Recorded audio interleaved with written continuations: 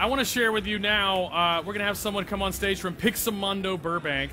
Pixomondo is one of the most amazing companies worldwide. They have studios all over the world.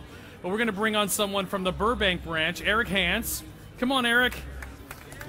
Let's hear what's been going on, what you guys been cooking on over there at Pixomondo. We're really thankful. In the late 2010, Kevin Blank brought us Terra Nova to get started on and do something beautiful with. And as you can see from the images on screen, we jumped into it head first. I like to say to my good buddy Ed Ruiz, it's kind of like we jumped in front of the bus. We certainly did some of that. And this was on television, people. Yeah.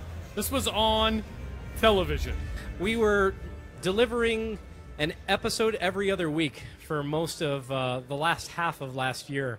You know, and yeah, God bless Kevin Blank for his excellent creative push and his strong vision there, and Jason Zimmerman, who's our in-house VFX soup and comp soup, and Addie Manis, who tried to keep us all organized and from going crazy. And then again, there's our amazing artists on the floor like Ed and you know, Sean Jackson that he mentioned, and Jen, who took and made the pipeline, you know, sing and dance when it needed to happen, and you know, Mark Scheimer. We've got so many amazing people. Jason Schulman there. Jason Schulman. Dickie Payne was over there. Yep. We love Dickie. Yep. You know, I mean, you guys have not only the best crew, but you have a very creative crew that troubleshoots, and you know, that's really what production comes down to. Yeah. We're presented with a whole bunch of problems, and we're the people that are supposed to come in and solve all those problems and make it work and get the final image. And that's what you guys have been awe-inspiring with this. I mean, this show, I don't think in the history of television there's been a show with as much going on that Terra Nova had visually and creature design and set extension wise. Yeah. on the turnaround times that you guys had, and for Steven Spielberg of all people. Yeah. I mean, it was beautiful work, and you know, I recorded every episode myself and couldn't wait. I framed through some of them, and I was looking you know, on my DVR, and it was a thrill for me to come. And when you guys premiered, you know, had the premiere, and we were over the Blue Room in Burbank, it was a treat to be with the crew because I knew how hard you guys had worked, and the work looked feature film quality on TV. So tell me a little bit about the diverse pipeline there that you know, made Lightwave plugged into and that you found Lightwave useful for. Well, one of the beautiful parts for us is when we started the show, we were really experimenting with a number of different renderers. We thought we might work in this pipeline or that pipeline, and ultimately, you know, the end game is the show had to deliver on time and look great. And so I worked with the main VFX super in the project, Kevin Blank, to start working through all of the different rendering solutions that we could use to tackle the creatures. And in the end, Lightwave really was fantastic and had everything that we needed. You guys had just put in the geometry cache and FBX capabilities, and again, everything lined up perfectly with what was coming out of our animation department, who was working in Maya. And again, that was huge. That was a really big deal. So usually a creature would start life with Dan Catcher, who's our creature designer and lead modeler at the shop. And he has an amazing vision. He usually worked with Jack Horner to develop what the creature looked like. And then as things progressed, usually Eddie would step in to help figure out, okay, you know, some of the finer qualities of the skin, how the subsurface worked, you know, how much light penetrates, you know, good things like that. And then as we would start working on the shading for the creature itself, we would start to collaborate with our compositing department. You know, we'd work with our comp soup, Jason Zimmerman, or one of our comp leads like Ben Campanero or Brooke Grossman, you know, to really start figuring out how the thing, not just how it sits in the scene, but how all the buffers should work together to reassemble the creature back to beauty. So really, the thing looked like a feature working at a TV breakneck pace. And how much of a factor, I mean, I know that, you know, a lot of people know and some people don't know that Lightwave comes with an integrated renderer out of the box. Yeah. I mean, for that one price of $14.95, you could essentially unlimited render licenses. Yeah. Now, how beneficial was that to you guys? I would imagine at a studio, you know, you got overhead, you got to figure out all those things and make it all work. If Lightwave's renderer performed so well for these shows, and you essentially got it when you bought one copy of Lightwave, you had your render farm taken care of.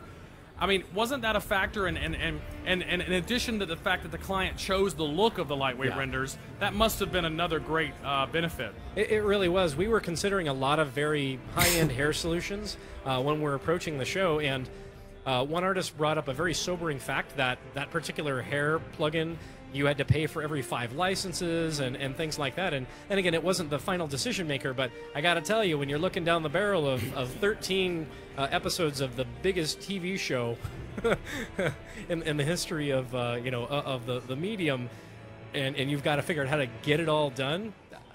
And stay in business. Exactly. And make a profit. I mean, we're all here to hopefully stay in business, be able to pay some mortgages and, buy things for our children and whatever. But being able to go to my GM and say, Mark, I've got to have 200 more render engines to be able to deliver these 4 episodes in the next 5 weeks. No problem. It's almost a non-issue because, okay, well, we didn't have to worry about how many render licenses we did or didn't have for this or that.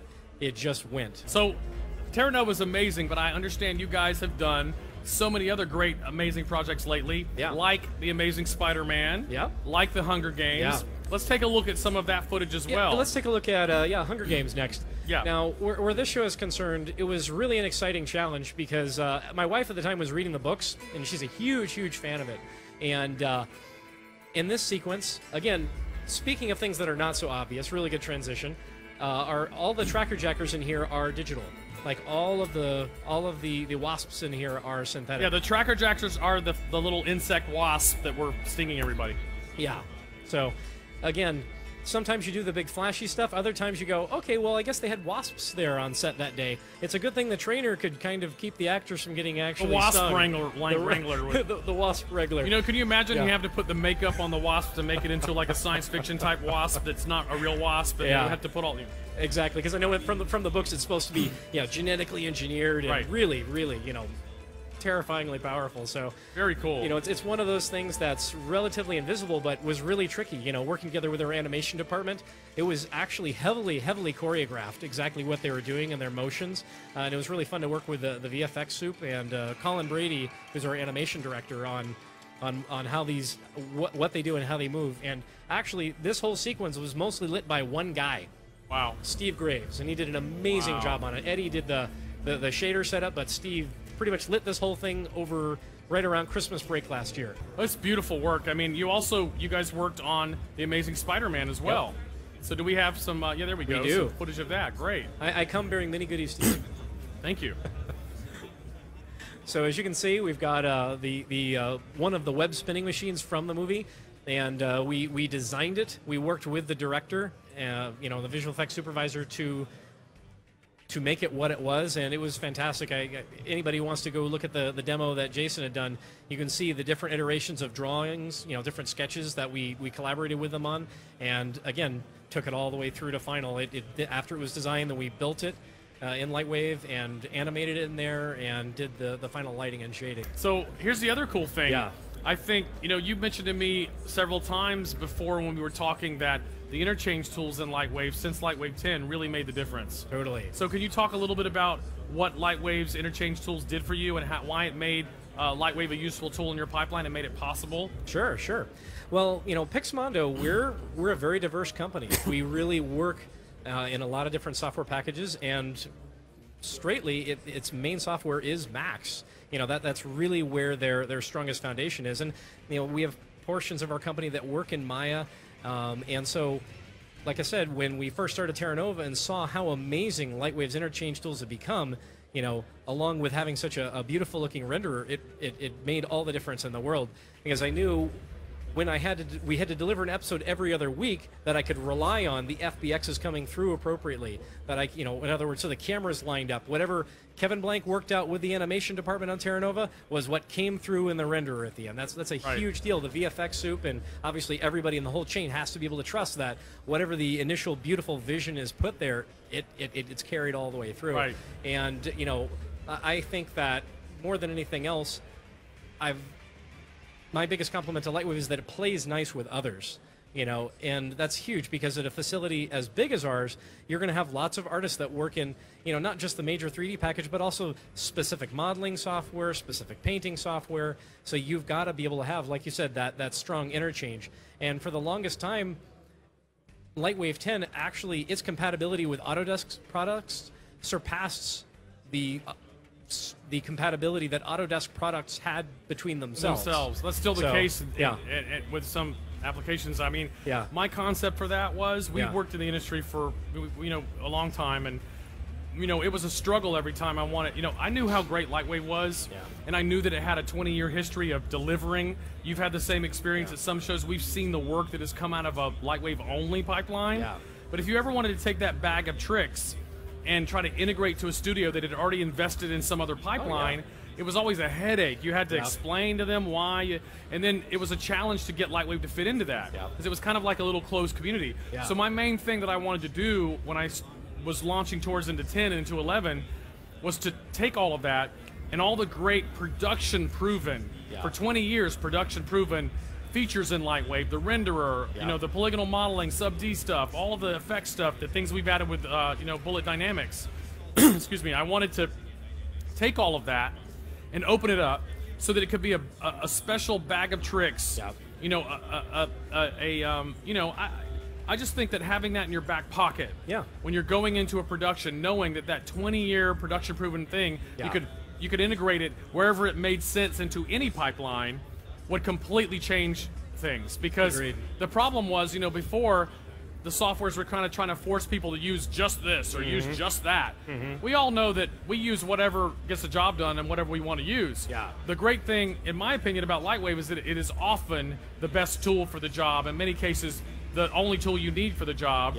But what I wanted to do was to open it up so that it could fit into other pipelines that would have never considered Lightwave, or the other features that it brings to the table, like the renderer and like these other things. You could essentially, if you had a 3D Max or Maya-based pipeline or any other software, you just wanted to use Lightwave's new bullet dynamics to do a sequence of knocking a bridge down. You could get Lightwave and integrate it into that pipeline with the geometry cache support with FBX. You're in business. And if you wanted to, you could render it in Lightwave with unlimited render licenses. So there's a lot of really cool creative choices that I think artists and studios have now because of that. Well, and we even had to do that on pilot season. We had a show that was really, really heavy in dynamics. We had the show hasn't come out, so I can't talk much about it, but it had a lot of bullet in it, I'll just say that. And we actually were collaborating with another facility that only worked in Max.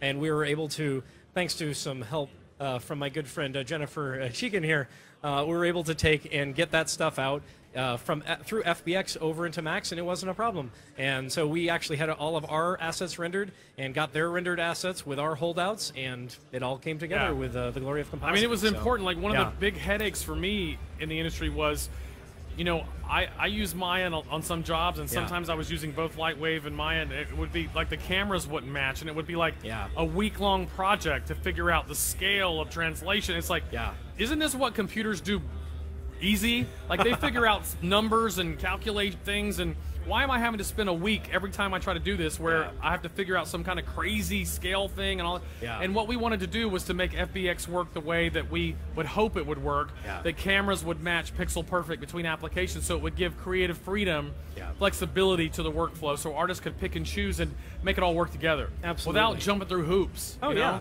well, and it's fantastic. When we were really thrilled and blessed to collaborate with one of our other divisions, with the LAX division of Pixo, on the Amazing Spider-Man work. And the shots that we did were, kind of a lot of cutaways, but they were some important things, like the machine and the lizard rat and good stuff like that. So we were thankful to have their confidence, and it was really cool to be able to take and collaborate with them on things. We really appreciate the fact that you guys collaborate, you guys listen, and there's action behind that. So we're very happy to see what you guys do with the tools. Totally. So thank you so much, Eric. Thank you, Eric Hance, everybody, from Pixomondo. Thank you.